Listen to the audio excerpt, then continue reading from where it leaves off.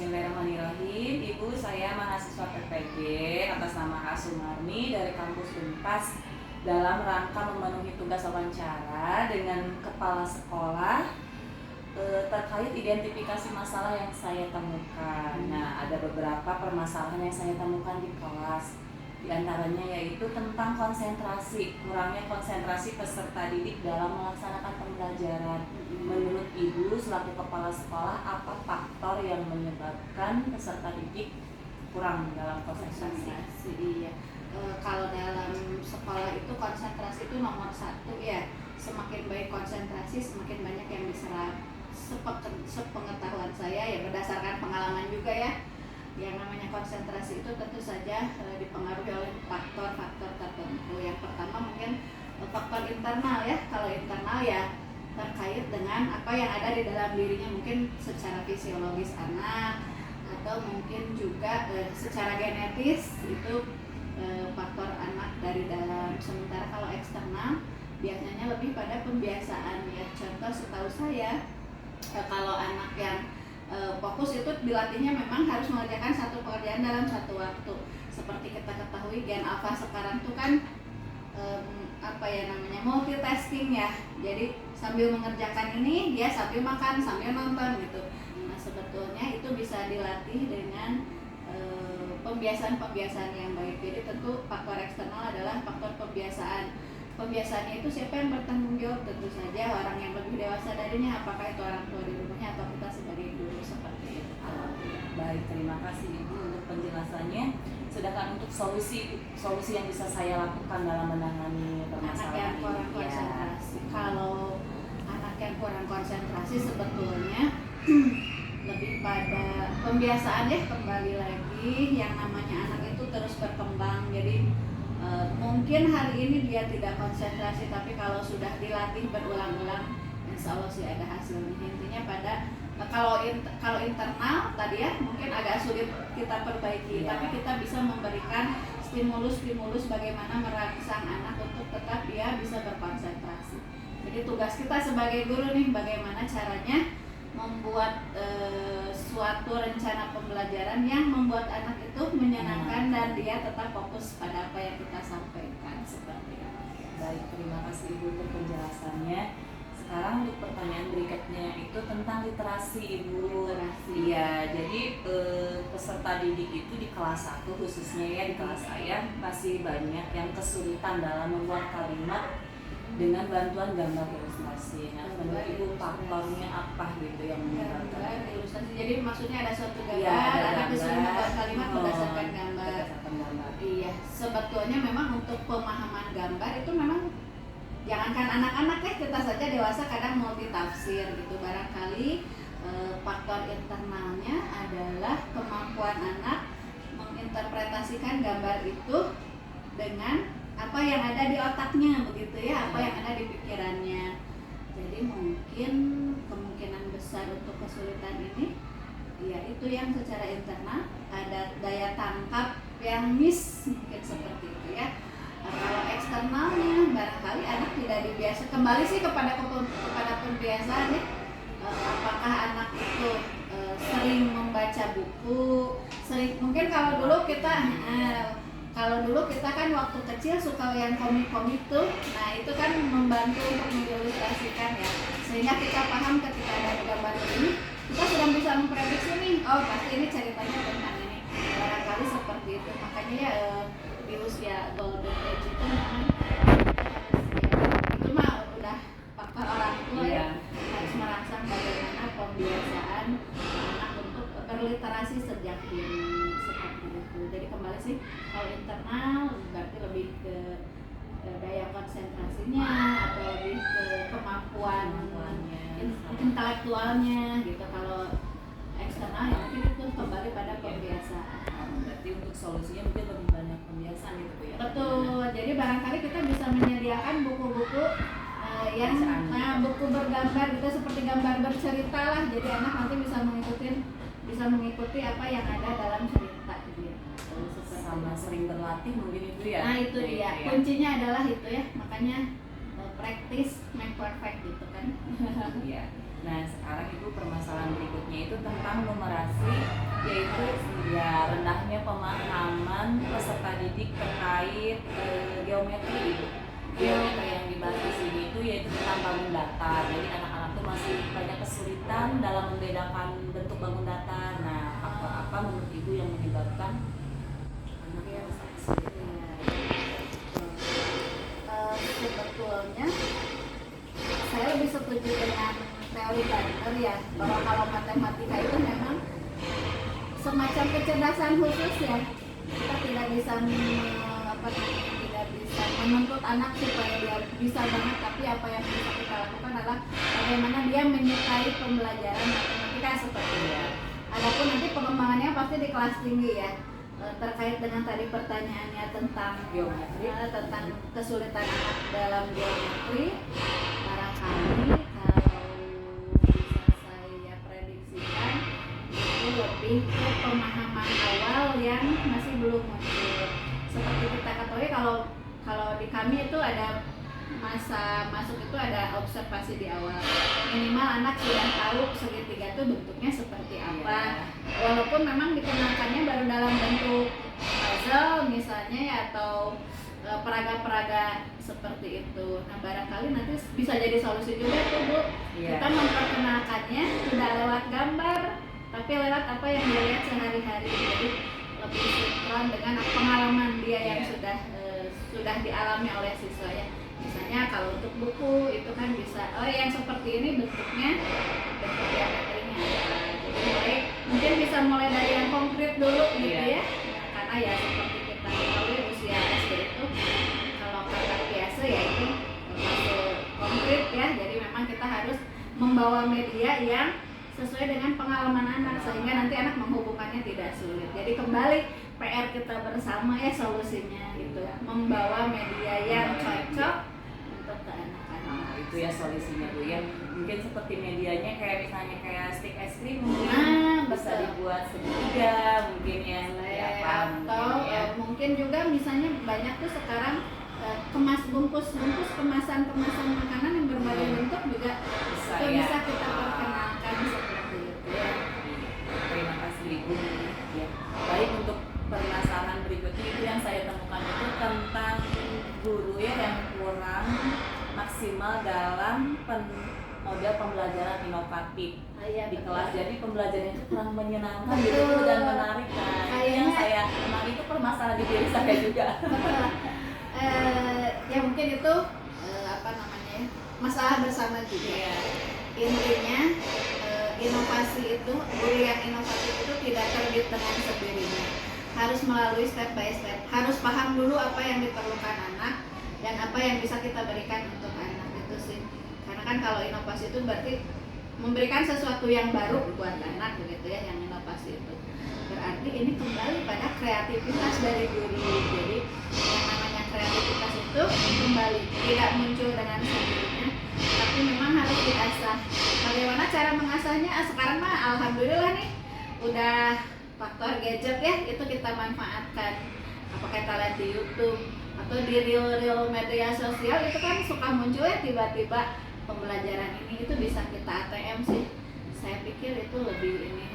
Jadi zaman sekarang tuh seharusnya semestinya nggak ada lagi guru yang nggak inovatif. Kenapa? Karena banyak tuh bertebaran contoh-contoh, kita tinggal menggunakan. Ya pilihan ada pada kita.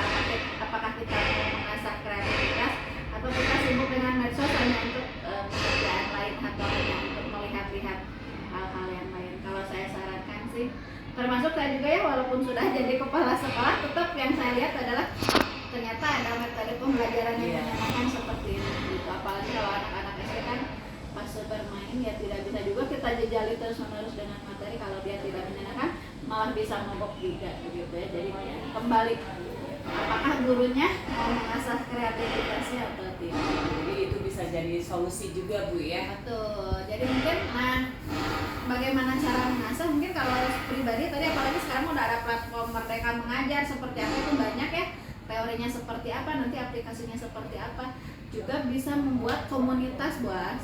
Jadi komunitas belajar. Cita-cita saya yang belum tercapai itu saya menginginkan ada praktik baik ya. Jadi guru yang melalui supervisi saya lihat ternyata dia guru ini punya kelebihan. Nah saya maunya ada dia mendiseminasikan praktik baiknya apa gitu, dan siapa tahu itu bisa menginspirasi dan memotivasi bagi guru yang lain seperti itu. Tapi sampai sekarang ya tahu sendiri ya, di sekolah kita pagi sampai sore gurunya sudah berkutat dengan anak-anak, jadi memang agak sulit mencari waktunya. Karena memang dari supervisi kemarin banyak juga tuh guru-guru yang metode pembelajarannya wow banget, saya suka gitu ya. Nah, jadi begitulah buat seperti itu. Terima kasih Ibu untuk penjelasannya. Ya, kemudian permasalahan berikutnya itu dalam kesulitan belajar, terutama di kelas 1 anak-anak tuh biasa ya Bu ya membaca permulaan. Jadi Iya. anak-anak tuh kadang masih kebingungan dalam membedakan huruf serta angka juga, mereka itu masih kebingungan. Kadang masih kayak suka tertukar, misalnya 6 dengan 9 atau N dengan M. Nah, menurut Ibu faktor apa yang menyebabkan anak masih kesulitan dalam hal itu? Kembali ya, yang namanya pembelajaran itu selalu ada faktor internal dan eksternal ya. Internalnya ya tentu saja itu kembali ya, setiap anak fitrahnya berbeda. Makanya kalau mungkin kita sudah tahu ya ada yang IQ-nya sekian, taraf kecerdasannya sekian, saya yakin itu sangat berpengaruh. Tapi kembali yang kedua adalah bagaimana stimulus lingkungan untuk menstimulasi anak supaya dia mudah mempelajari huruf-huruf gitu. Karena saya pengamat real di media sosial ya, ternyata banyak hal-hal yang bisa dilakukan di awal. Jadi sebetulnya memang harus ada kerjasama dengan pihak TK juga ya. Sebetulnya memang TK PAUD kan memang tidak diwajibkan untuk bisa belajar, tapi kita bisa menstimulus. Saya pernah lihat yang ini bahas yang anak hanya menempelkan huruf itu pada kotak yang sudah disediakan sesuai atau enggak. Seperti itu. Jadi kan itu tidak mempelajari huruf, tapi mereka tahu bentuk. Nah itu sebetulnya untuk membaca permulaan saya rasa itu penting. Kemudian terkait dengan itu ya, kalau metode-metode banyak lah, metode abjad, metode huruf, metode apa, suku kata, sas atau apalah, buas lebih paham lah ya kalau yang untuk permulaan. Tapi saya rasa tetap stimulus itu adalah yang paling penting. Jadi sebaik apapun intelektualnya, kalau tidak diasah dan tidak diberi stimulus yang tepat ya tidak maksimal juga. Berarti solusinya diasah dan diberi stimulus yang tepat ya Bu ya. Jadi itu kemudian stimulus juga nggak bisa dari kita sendiri, harus kerjasama juga dengan pihak rumah ya. Betul, dengan orang tua tetap, karena kita bersinergi. Maksudnya orang di sekolah anak paling hanya berapa jam, sisanya kan di rumah barangkali bisa diperkenalkan oleh mama-mamanya, atau barangkali nanti bisa kita berikan solusi untuk belajar menempel huruf atau apa gitu, walaupun belum tahu hurufnya apa, tapi dia sudah pernah mengenal itu di usia dini seperti itu.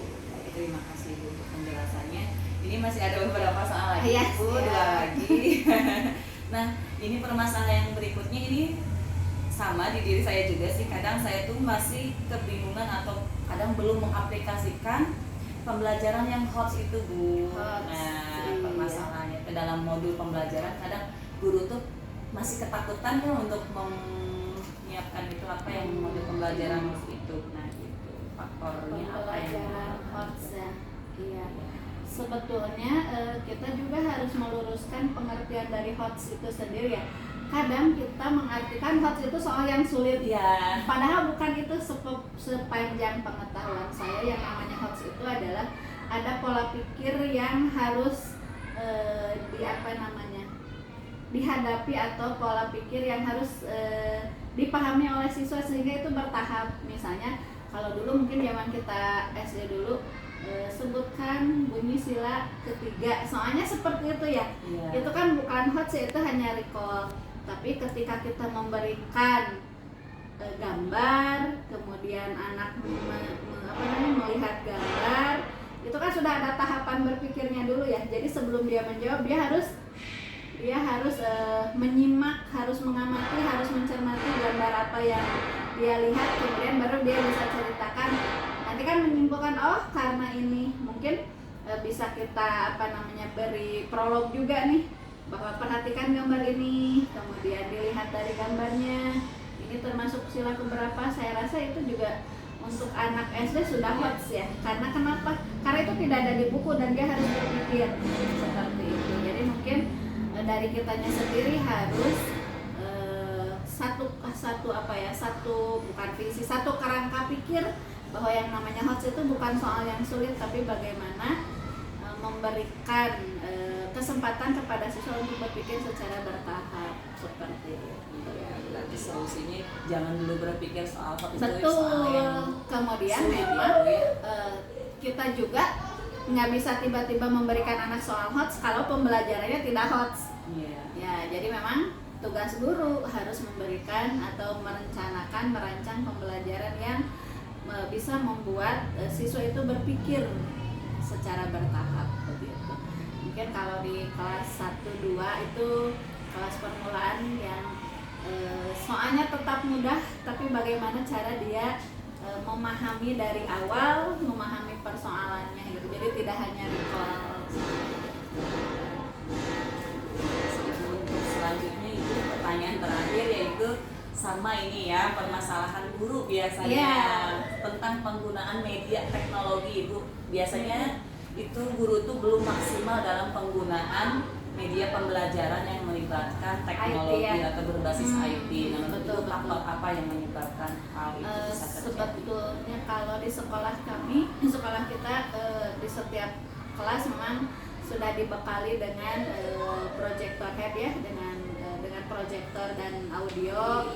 Jadi seharusnya itu bisa dimanfaatkan secara maksimal.